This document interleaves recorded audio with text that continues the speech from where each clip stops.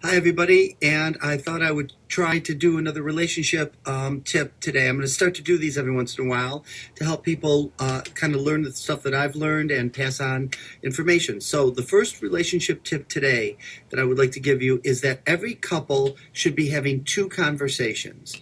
They should be having the relationship conversation, and they should also be having the sexual health conversation in their marriage.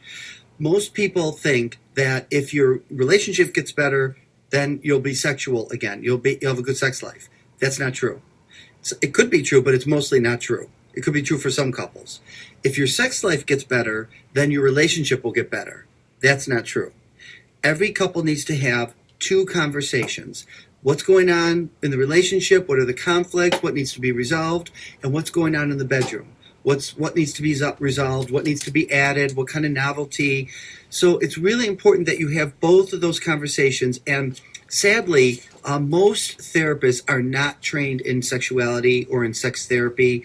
And I do talks all across the country, and I always ask therapists raise their hand. Anybody who's been trained advanced beyond their master's program in any kind of sex therapy training, and most have not. I used to be one of those therapists until I got my training as a sex therapist, and now I recognize and I almost feel it's unethical to have couples coming in and not talking about what's happening sexually in addition to what's happening with them emotionally.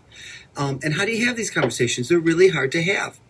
I mean, they're hard enough to have conversations about who's going to do the dishes and, who's taking care of the kids and the finances. Those are really hard conversations. But what's really a lot harder are sexual health conversations between couples.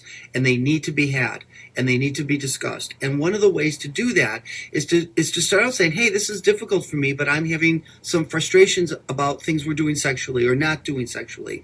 Is now a good time to talk?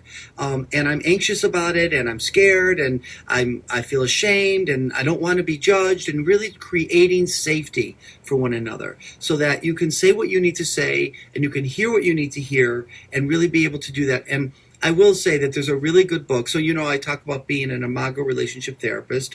There's a great book by a therapist, a female therapist named Tammy Nelson. And her book is called Getting the Sex You Want, a Guide for Couples.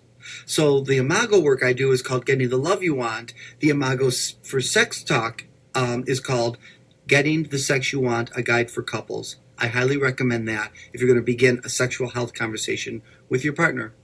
Okay, enjoy your Saturday. Have a great day. See you.